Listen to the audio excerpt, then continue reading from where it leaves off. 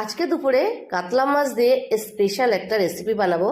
চলো রেসিপিটা শেয়ার করছি।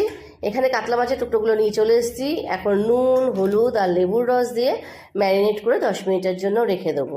আর এই কাতলা মাছ দিয়ে কিন্তু আমরা অনেক রকমভাবে রান্না করে খেয়েছি, কিন্তু এইভাবে কারা কারা বানিয়েছে অবশ্যই কমেন্ট করে জানাবে। এটা হচ্ছে আমার হাতের একটা স্পেশাল রান্না, যেটা কিন্তু আমি যতবার বানাই বাড়িতে কিন্তু খুব ডিমান্ড আসে এই মাছটা রান্না করার জন্য। যাই হোক, নুন হলুদ মাখানো হয়ে গেছে, 10 মিনিটের জন্য রেস্টে রেখে এদিকে কড়াই ঘি গরম করে নিয়ে স্পেশাল কাতলা মাছটার জন্য আমি মশলাটা বানাবো স্পেশালভাবে। কি স্পেশাল মশলা বানাচ্ছি দেখো। এখানে ঘিয়ের মধ্যে বাদাম, শুকনো লঙ্কা, পেঁয়াজ টুকরো করে কেটে রেখেছিলাম সেইটা, রসুন আর 1 ইঞ্চি আদা টুকরো করে রেখেছি সেইটাকে দিয়ে দেবো। আর এর মধ্যে দিয়ে দেবো কিছুটা ধনে পাতা, দিয়ে খুব ভালো করে এখন এটাকে ভাজবো। আজকে বানাচ্ছি বাদাম কাতলা। বাদাম কাতলার এই রেসিপিটা তোমরা কে কে বানিয়ে খেয়েছো তাহলে অবশ্যই জানাবে। আর যা অসাধারণ স্বাদ হয়, যারা এখনো পর্যন্ত বানাওনি তাদেরকে বলবো একবারের জন্য কিন্তু অবশ্যই ট্রাই করো। দেখো এখানে মশলাটা ভাজা হয়ে গেছে।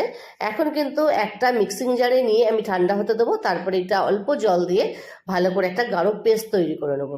মশলাটা ভাজা রেডি, এখন কিন্তু মিক্সিং জারে তুলছি। আর কারা কারা তোমরা আমার ফেসবুক চ্যানেল থেকে দেখছো আমাকে অবশ্যই কমেন্ট করে জানাও। আর আমার রেসিপি দেখে যদি ভালো লাগে আমার নতুন বন্ধুরা, তাহলে অবশ্যই ফেসবুক পেজটাকে ফলো করে দিই, পাশে থেকো। আর যারা যারা আমার নতুন বন্ধু আছো আমার ইউটিউব চ্যানেল থেকে দেখছো, আমার চ্যানেলটাকে সাবস্ক্রাইব করে দিয়ে পাশে থেকো, যাতে তোমাদের জন্য আমি নিত্য নতুন রেসিপি নিয়ে আসার একটা উৎসাহ পাই।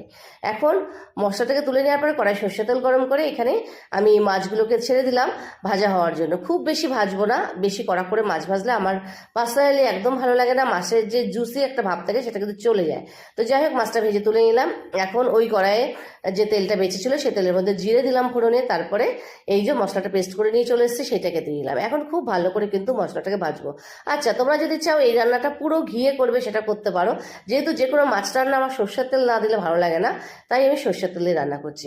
এখন এর মধ্যে স্বাদ অনুযায়ী নুন, পরিমাণ মতো হলুদ গুঁড়ো, লাল লঙ্কার গুঁড়ো, জিরের গুঁড়ো দিয়ে খুব ভালো করে মশলাটা তেল ছেড়ে আসা পর্যন্ত কষাবো।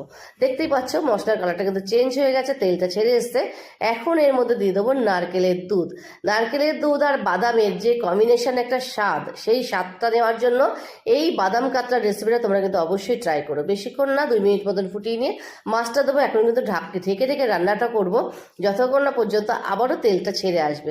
যেহেতু নারকেলের দুধ দিয়েছি, তাই নারকেলের দুধ দিলে কিন্তু তেল একটা আলাদা ছেড়েই আসে। তো দেখো এখন প্রায় মাছটা রান্না হয়ে গেছে। নামানোর আগে অবশ্যই ধনে পাতা কুচি ছড়িয়ে দেবো। কাতলা বাদামের রেসিপিটা কিন্তু একদম রেডি হয়ে গেছে। আর এখন একটু ঠান্ডা হতে দিই, তারপরে এই যে নিয়ে চলে এসেছি কাতলা বাদামের যে রান্নাটা করেছিলাম। দেখো কালারটা কি সুন্দর চলে এসেছে। এখন কিন্তু গরম গরম ভাতের সাথে আমি বাড়ির সবাইকে সার্ভ করবো। তাহলে রেসিপি